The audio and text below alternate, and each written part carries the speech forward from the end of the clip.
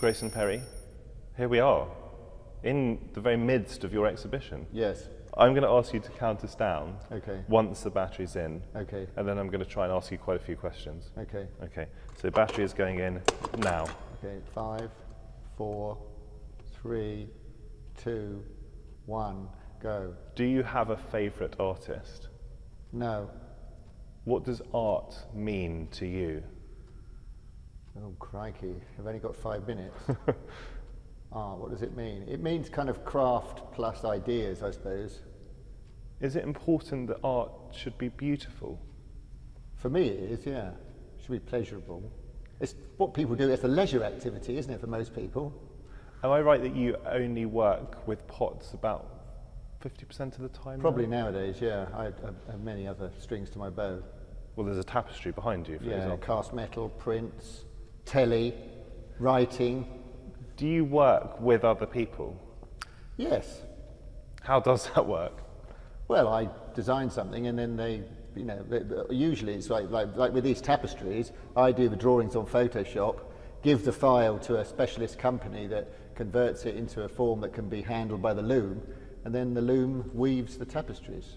When you are working with pots, what are you? Are you a potter? Are you a ceramicist? I'm an artist. An artist? Yes, who happens to make pots.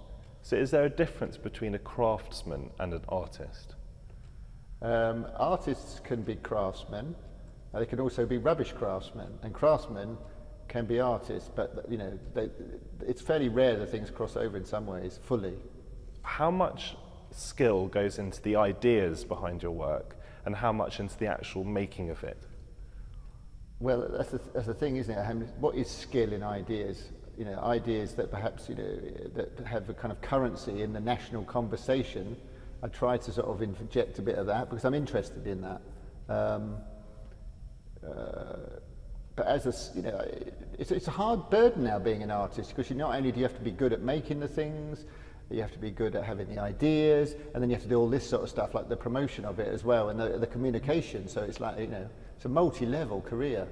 So for art to be good, does it need to be skillful, do you think? I think it needs to be extraordinary. I want to go into a gallery and I want to see something special. I don't want to see something ordinary that just happens to be in an art gallery. How did you come to work in pots in the first place? Was it by accident? Yeah, it's pretty much by accident in that my friend was going to evening classes and she said they were very cheap and the teacher was nice. And it was an opportunity to keep my hand in making things. Now you deal in this exhibition with class and taste? Yes. What does taste mean to you? Taste is how people choose the things they have around them. Their clothes, their furniture, the sort of house they live in, the food they eat, what they read, what they drive, which is incredibly influenced by class. I mean, our taste is most influenced when we don't think about it, when we think we're having a natural choice. When we're being an individual, that's often when we're most influenced by the kind of our history and our childhood and the society we grew up in. Is there such a thing as good taste? Within each sort of tribe, there's good taste. So say within the kind of Islington media slag tribe, there is good taste and bad taste. And then within the kind of group of, say, custom car owners in Sunderland, there's good and bad taste. But overarching good and bad taste, there isn't. Do you see yourself as part of a class? Yeah, I'm part now of the kind of Islington media tribe. Do you set out sometimes in your work to shock with some of the images you use, some of the themes you use?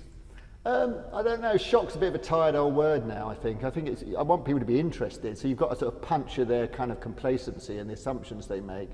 And I like having things revealed to me, and so I hope I can pass that on to the audience. Do you read or watch the media about you? Not really, no, I don't read my reviews and stuff because mainly they're positive. It's just they can influence how you think about yourself, and I think that's tricky. Can we talk a little bit about dressing up? Would you describe yourself as a transvestite? It might be the third or fourth thing. It's not my headline. Is Claire the woman you dress up as an alter ego? No, the woman I dress up, I don't dress up as a woman, I'm me in a dress.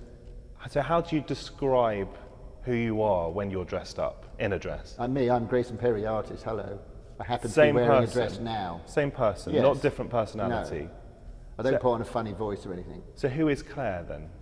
She was just a name I needed when I joined a transvestite organisation, and you had to be anonymous, so you had to have a femme name. And how do you decide when to dress up? When other people are dressing up. Quickly tell me what you do outside of work. 5 Outside seconds. of work, I mountain bike or motorbike, I watch crap telly and eat. Grayson Perry, that's 5 minutes with you. Thank you very much.